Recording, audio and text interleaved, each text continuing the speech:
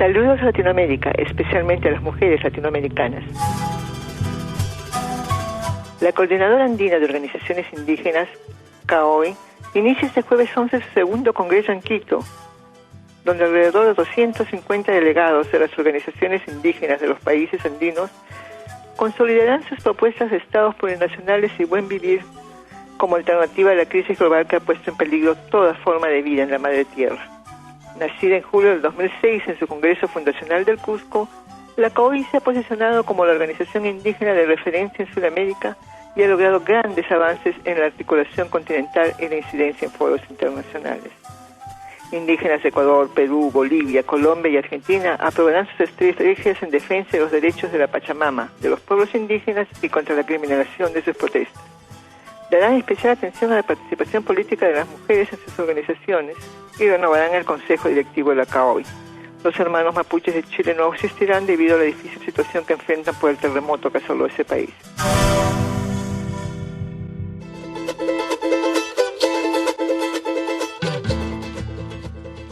Hermanos distinguidos participantes, distinguidos congresistas,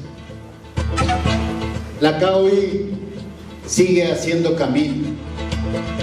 La CAOI, que es un proceso de más de 8 años, desde cuando empezaron a caminar nuestros mayores, y hace 8 años reiniciamos ese proceso y luego concluimos en constituir la CAOI hace 3 años.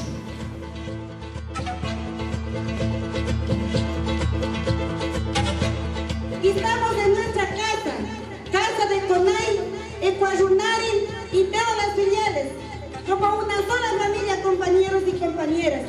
Y quisiera que estos 3 días que vamos aquí a estar debatiendo problemas en defensa de nuestros derechos, en defensa de nuestras organizaciones, culminemos con todo éxito y saquemos unas muy buenas resoluciones.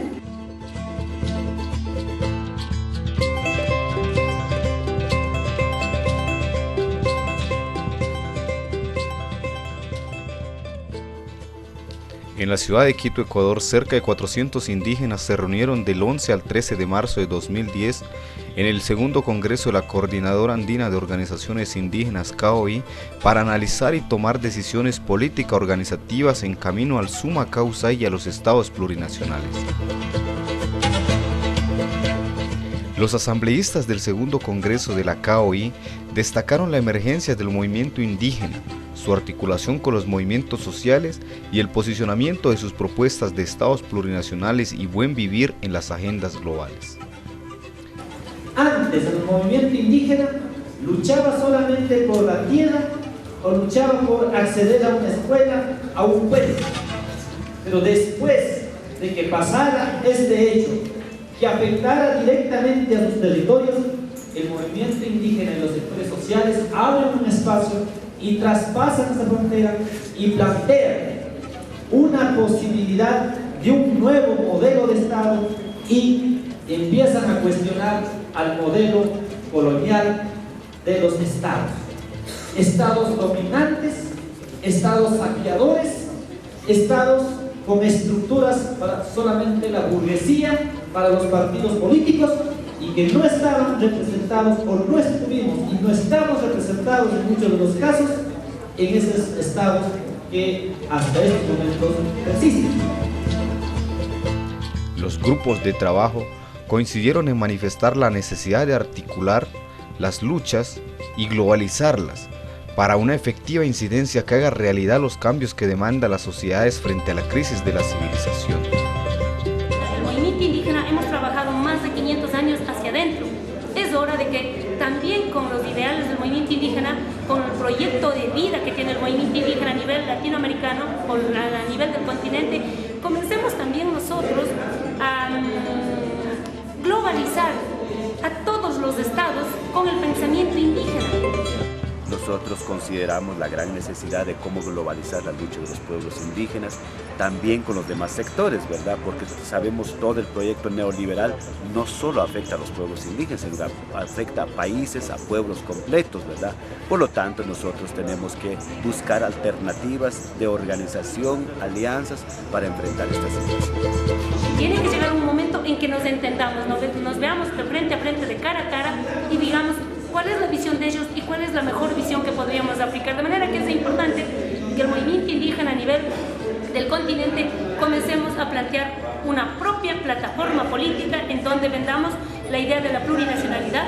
La plurinacionalidad no es para indígenas, es para el mestizo, para el blanco, para el afro, para el montubio, para el cholo, para todos los ciudadanos, no es para los indígenas. En nuestros países latinoamericanos, el neoliberalismo y el sistema capitalista se impone violentamente porque vulnera los derechos de nuestros pueblos y los de la madre tierra. Frente a ello, el movimiento indígena y los movimientos sociales en general se movilizan y los estados responden con la represión en sus múltiples formas. En América Latina no puede estar ajeno a las agendas que están, principalmente el tema de la militarización y criminalización con las multinacionales. Está el proceso de asegurar para las multinacionales con los acuerdos comerciales o los TLCs, y está precisamente este proceso que significa de entregar soberanía a las multinacionales, vulnerando todos los derechos. Hoy más que nunca las transnacionales y los consorcios nacionales realmente se convierten en una amenaza total para los territorios de los pueblos indígenas.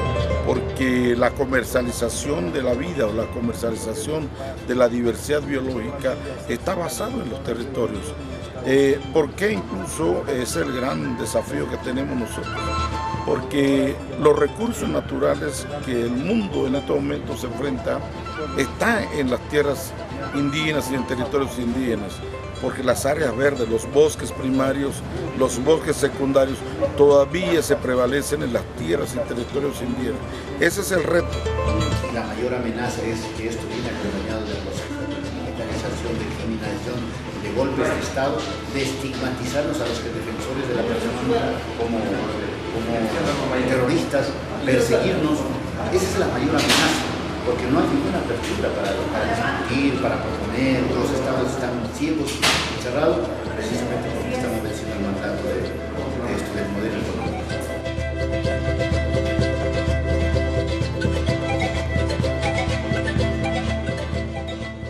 Es evidente que la Pachamama está enferma, a causa del modelo económico extractivista que la ha sometido para que unos pocos acumulen, mientras la mayoría siguen empobrecidas.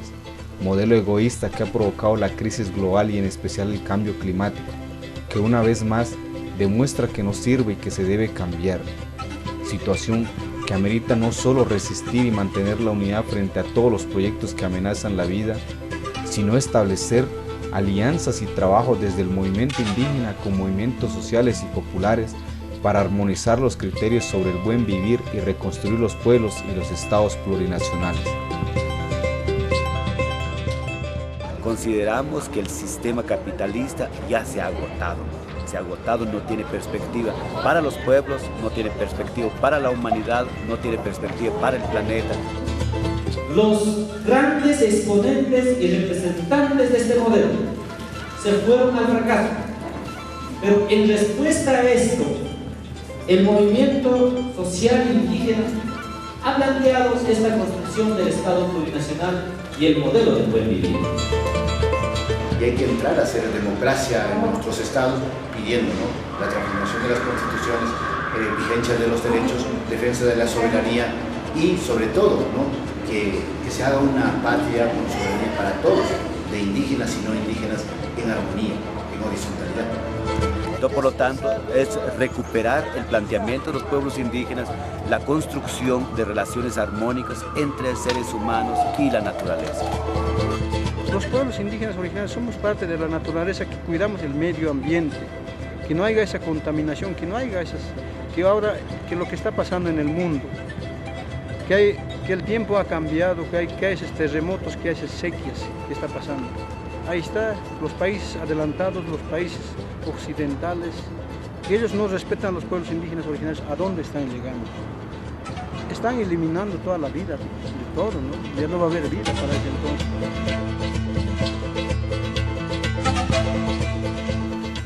Somos hijos de la Pachamama, no sus dueños, menos sus dominadores, vendedores y destructores. por lo cual nuestra vida depende totalmente de ella y por ello desde milenios atrás construimos nuestro summa causai que debe ser respetado. Nuestro buen vivir como alternativa legítima de bienestar en equilibrio con la naturaleza y espiritualidad está muy lejos de los megaproyectos y sobre todo de los que emanan del IRSA, que nos quieren convertir en territorios de tránsito de mercancía, de huecos mineros y ríos muertos de petróleo. Yo creo que es necesario seguir hablando, es la nueva alternativa que proponen los pueblos indígenas del buen vivir.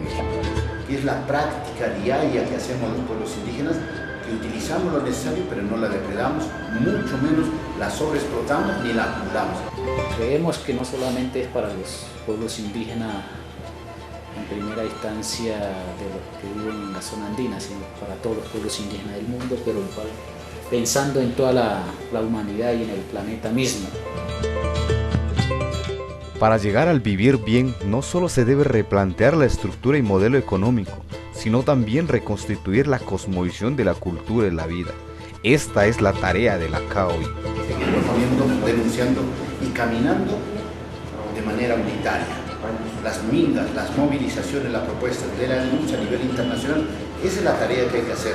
Y lo siguiente es, hay que seguir construyendo los nuevos desafíos, los nuevos paradigmas, como el Estado plurinacional, el buen vivir, una crisis climática, un modelo de desarrollo por el summa causa, los planes de vida de los pueblos.